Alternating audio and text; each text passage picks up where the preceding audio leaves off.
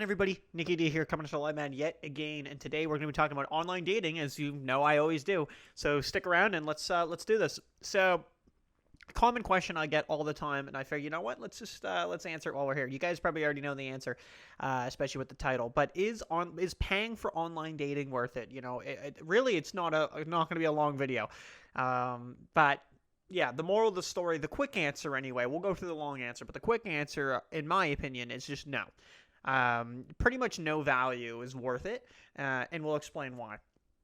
So, years ago, I have a video where I signed up to eHarmony, okay? eHarmony, if you're not aware, is a paid dating app. Now, there's a difference. There's a free dating app or dating site, and there's a paid one. So, basically, a free one will have the usage to be free. Obviously, things will be limited, like the amount of people you can like, for example, the amount of pictures on a profile you can view, you know, the amount of messages you can send, like Plenty of Fish, you know, and that's usually a way to try to get people to pay, right? There are ways that will make people impatient and they'll go through.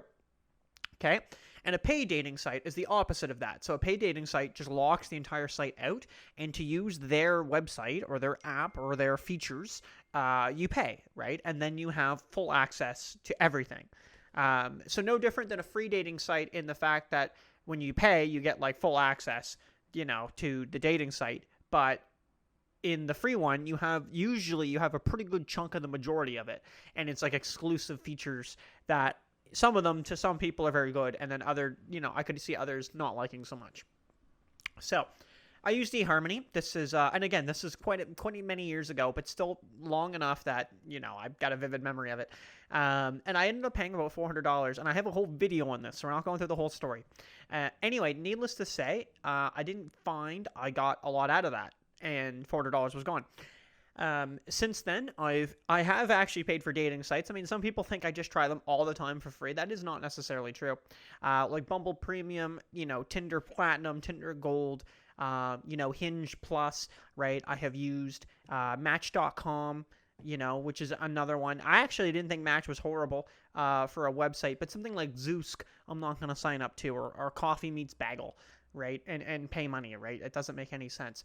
So I think, and I've said this before, I think on live streams, but a big thing that I think about it, or when I think about paying for online dating, is I actually think about like the dopamine hit that you're getting. So I was explaining this to someone just a few nights ago. It's what's prompting me to make this video, is when you sign into something like eHarmony, it's really interesting. So you make the account, takes like an hour, right?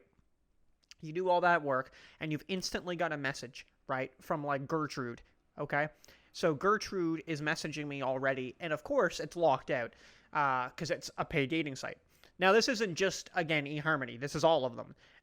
But yeah, it's locked out. Like, I can't see your pictures or anything, right? And it's like a big button somewhere flashing, right, that's saying Gertrude has messaged you. It's like, okay, cool. I've just made my account. I've got no pictures up. Why she's messaging me, I don't understand. But, you know, you want to see, right? Like, what could that be? Maybe that's, you know, hey, maybe that's that kicker to get me to pay for the site. I've made the account, but I'm not sure if I'm going to pay, and that's what, you know, and there you go. That's actually what happened to me, not Gertrude. But a woman had messaged me when I signed up to eHarmony many years ago, and I looked at that. I wanted to see who it was, and I got kind of excited. I was like, wow, I have a match. Like, I have a message, right? Immediately. I have someone who's showing interest in me already. And sometimes you'll even get a couple more, right? You'll get a few of them, and they'll all be like either blurred out, Bumble, like it locks you out for the 24 hours, so you can't even get the match anyway, and people get impatient, they want to do it. So what will happen is, I think that's more of a dopamine hit. You're getting the big notification, right? You're getting the messages right away.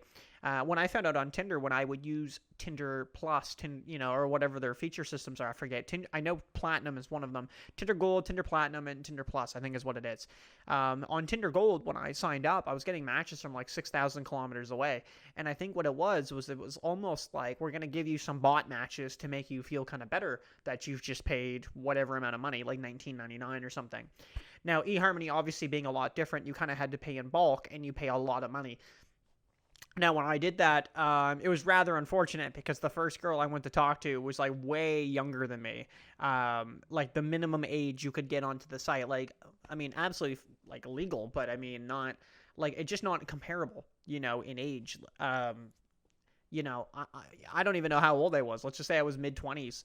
let's say I was 23. I don't know. Maybe that's not mid-20s, but young 20s. So let's say I'm 23 at the time. I don't even know if that was accurate or not. It might very well be. And yeah, I think she was like 18. Like, I'm just, it doesn't feel right to me, so we're not going to have that conversation, and then the other ones are just like miles away, right? Like there's just nowhere near you that's going to happen.